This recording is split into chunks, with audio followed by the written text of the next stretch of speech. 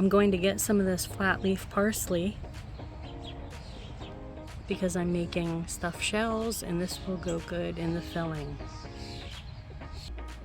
Today, as a continuation of eating out of the pantry, I am making stuffed shells with meat sauce.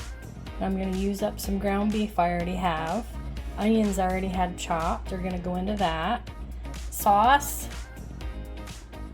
No fancy homemade sauce today. This is a weeknight dinner.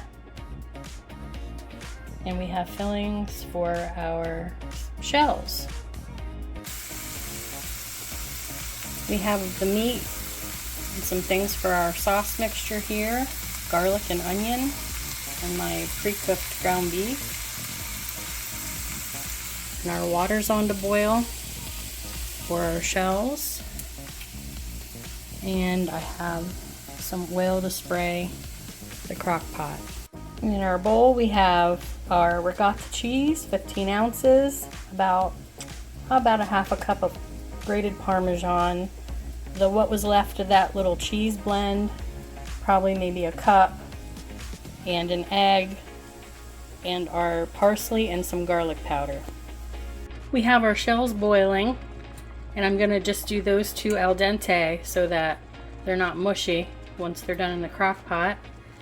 And our sauce is ready too.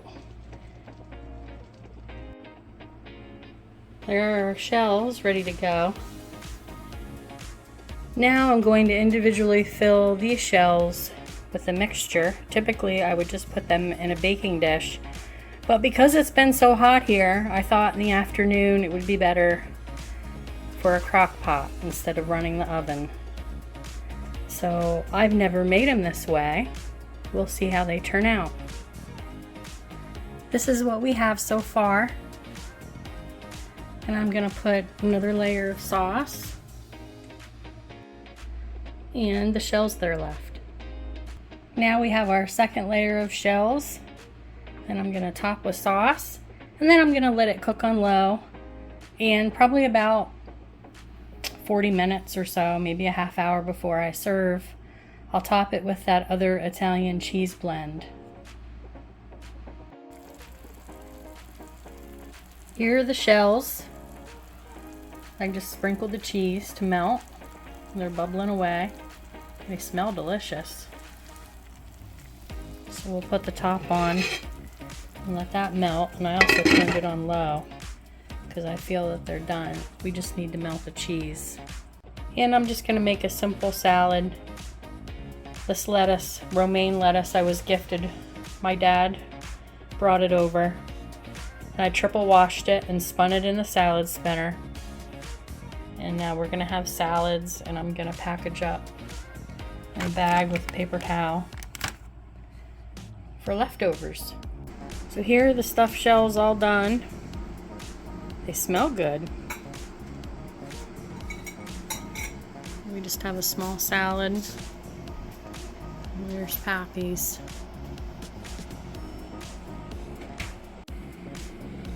I have to report that they're very good. I was worried that they would be too soggy, but it's just right. So I would recommend not cooking the shells all the way. And I think I would do lasagna roll-ups. I think they would be easier than the shells to stuff all the filling in. As I showed in one of my other videos, whenever I have leftovers, I usually just put them in a baking dish if it's something that can be heated in the oven. And we just heat it up like this with foil. I usually put the whole meal in there, and this time the whole meal is leftover stuffed shells. We'll just put it in the oven for about a half an hour on 375, and it'll be done. And as the oven preheats, I just slide it in there so it can warm up from being in the fridge. Helps cut down on the cooking time a little bit. And today we have these leftover stuffed shells that were done in the crock pot and reheated in the oven. I just put a little extra shaky cheese and some extra Italian seasoning on top. And Pappy has his. And Pappy likes extra cheese on his. And they're not beautiful now, but they're all going to the same place. Today for our Use It Up Freezer Pantry Challenge, I'm going to do a sheet pan meal. And we're going to use up these potatoes. I have a zucchini from the garden. More of our broccoli Normandy that was delicious in the stir fry, or the ramen. And smoked cheddar extreme cheddar cheese sausages. And I'm just going to drizzle or spray it with the olive oil.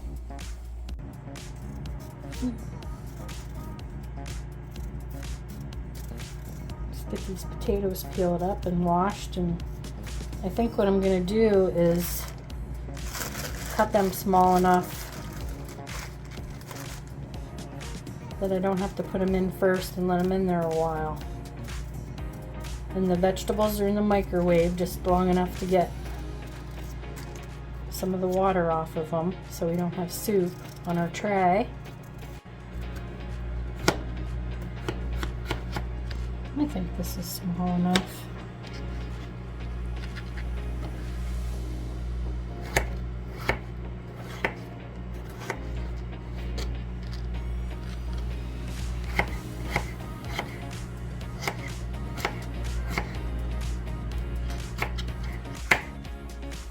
If you have room in your yard for a couple zucchini plants and some pole beans, go ahead and plant them because you'll have vegetables all summer once they start to produce.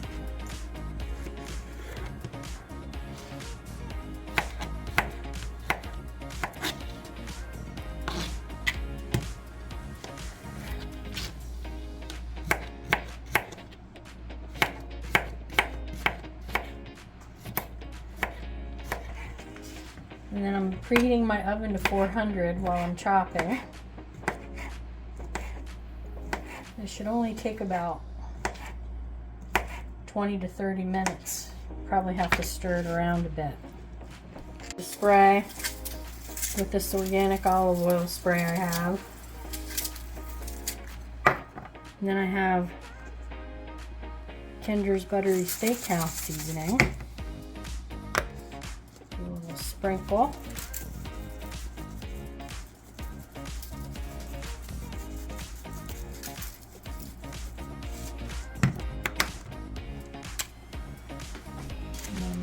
This around a little bit and do it again. I'm going to do a Trader Joe's garlic salt, sea salt, roasted garlic, onion, and parsley grinder.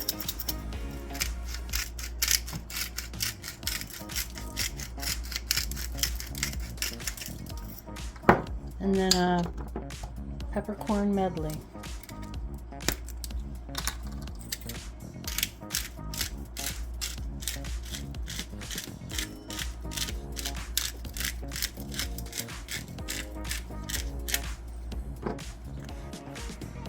I set the timer for 15 minutes and then I'll check it because I want to make sure it doesn't burn. I'm taking a look here at the 15-minute mark. I don't think it's near done, so I'm going to say at least another probably 10-15 minutes. I'll check on it periodically and maybe stir it. I have a few minutes left on my timer, but I heard some sizzling. I'm going to go in here and stab a potato with a fork, see where we're at. It goes through, went in, and then I have my tongs, and they have sort of for non-stick cookware, and I have some non-stick foil here, and I don't want to tear it. The reason I put it on the pan was so cleanup would be a little bit easier today. So I'm just going to mix this around and probably slide it back in for another 5 or 10 minutes. Okay, we have our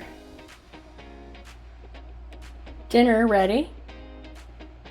Extra cheddar sausages, zucchini, broccoli Normandy, and potatoes, seasoned with the buttery steakhouse seasoning and some other seasonings. And it looks delicious, and it was quick and easy, and cleanup will be easy. Doesn't look like a struggle meal. And I have a nice sized bowl of the sheet pan meal. There's plenty for leftovers. And there's Pappy's bowl. And we have our leftovers here. And that will be tomorrow night's dinner. Today we're just having leftovers.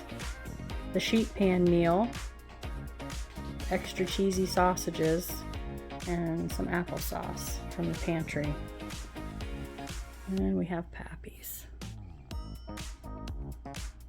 And that's what's for dinner. Well, I found one lonely chicken gravy mix in the pantry, and I know I have frozen chicken breasts in the kitchen freezer, so I'm gonna make chicken and gravy in the crock pot. And there's the chicken breast and the gravy packet, a little bit of water. And I'm gonna put it on high, at least to start out. So we decided to add some cream of chicken soup to make a heartier gravy. And then we're gonna have chicken and waffles, gravy style. You probably know of the other kind. And peas and carrots. So we're just gonna microwave our vegetables. And we're gonna put our waffles in the toaster. We usually do homemade waffles, but it's 90 plus degrees, so busy, getting ready. So we're gonna toast our waffle today. Our veggies are done. Just adding some butter. When you see butter on sale for a really good price, make sure you grab some and freeze it for later use. That way you never have to pay this horrendous full price for butter. And then we're just gonna season with some garlic salt grinder and peppercorn medley. And get our waffles in the toaster.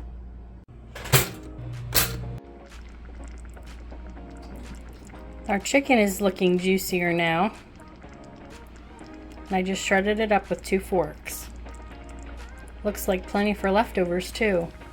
And we got our chicken and waffles and peas and carrots for dinner. And Pappy's. Here's the reason we did this freezer pantry challenge. We were going on vacation, and prior to going, we had a bunch of unexpected house repairs and a couple of other things happen. So we wanted to be able to still enjoy ourselves and go, because we had other people counting on us too to go. So that's what we came up with, just not buying any groceries for a while to help get by